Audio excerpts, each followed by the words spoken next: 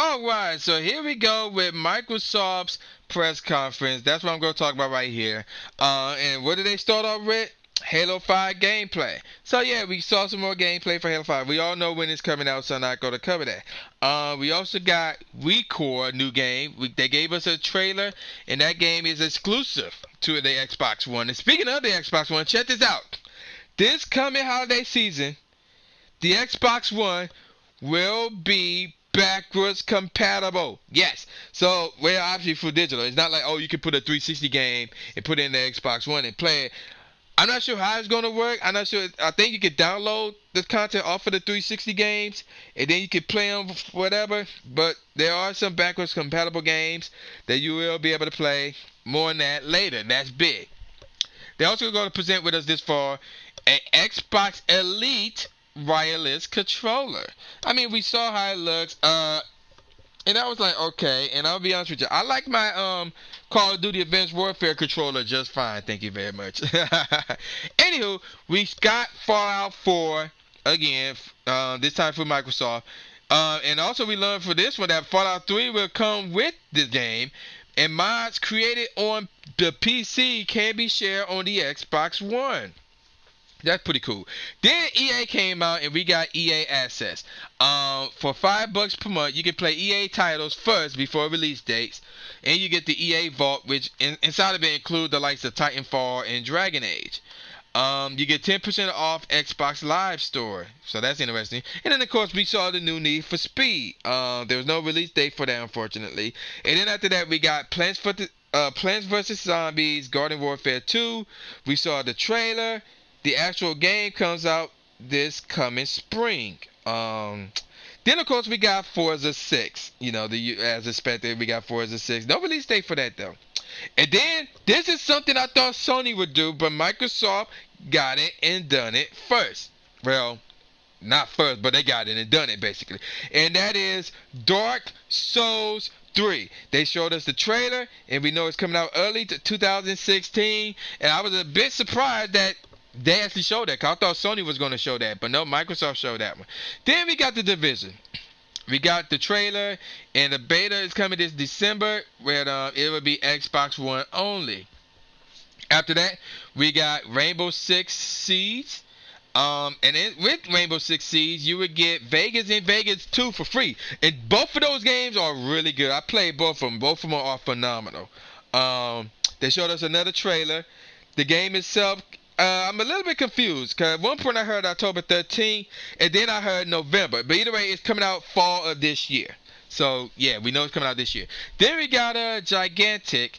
I believe the beta is coming out in August. And we know it's coming out on Windows 10 and PC. And also, obviously, 360. Then we got some indie games, a.k.a. ID at Xbox. Like, games like, Tacoma, which is a timed Xbox One exclusive, which means it will be on the Xbox One first, and then PS4 will get it. That's what it means, I believe. And then we got Ashen, which is an Xbox One exclusive. We got Beyond Eyes. Oh, that's another good one. That one's interesting. That one's about a blind girl basically exploring the world.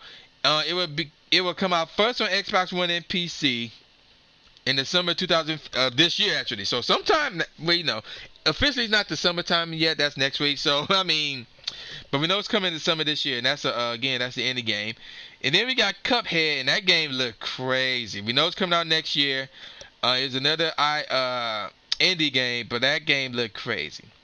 And then we got Xbox Game Preview. Where with the Xbox Game Preview, you can buy and play games that are still in development. Now, this is for indie games, obviously. The games have free trial, and it actually started this past Monday. So, I think during the conference, or once the conference ended, that's when the Xbox Game Preview started. A new game called Ion, that one was coming soon. And then, of course, excuse me, they showed us Rise of the Tomb Raider, which comes out November 10th of this year, and they gave us gameplay actually. And then here's another big one that they did, Rare Replay. Now that one, 30 games for $30. So all the Rare classes, going from the old school Battletoads, and I said something Battletoads related, going back to my last Call of Duty video.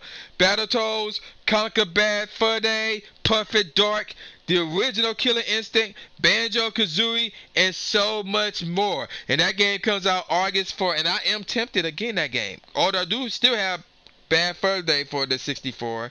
I still have my Killer Instinct for the Super Nintendo.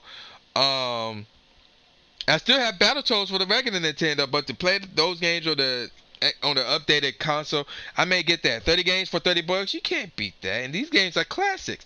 Speaking of Rare, they gave us a new game called Sea of Thieves, where you can share your world. It's a share world adventure game, and they gave us gameplay for it. No release date for it, though, unfortunately.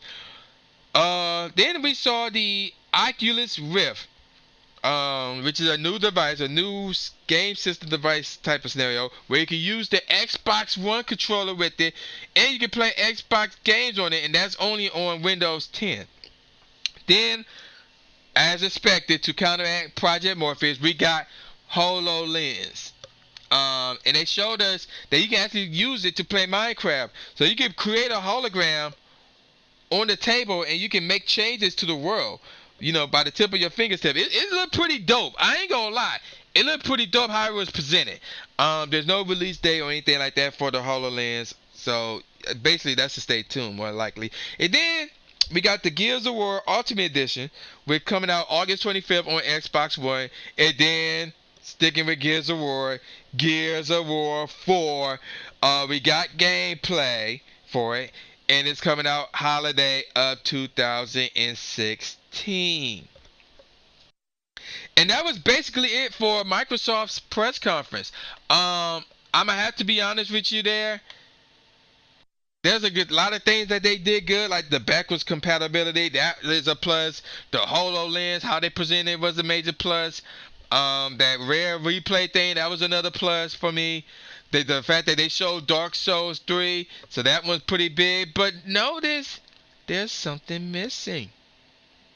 Something that we normally expect from Microsoft at their E3 press conference. We've seen it for the past few years, but it wasn't shown here. I'm not going to reveal what that is. If you haven't seen E3, I will not reveal what that is. You will have to watch it for yourself. The link to Microsoft's press conference, I forgot to mention this at the beginning of this video, is at the bottom in the description box below. So yeah, you can check that out for yourself to see exactly what the hell I'm talking about. But what did I think about Microsoft press conference? I guess you could say they somewhat played it safe to some degree. Others may disagree with me or whatever, but they played it safe. But they did some good. Again, the backwards compatibility, the Dark Souls, they showed some IP. So yeah, it was pretty good.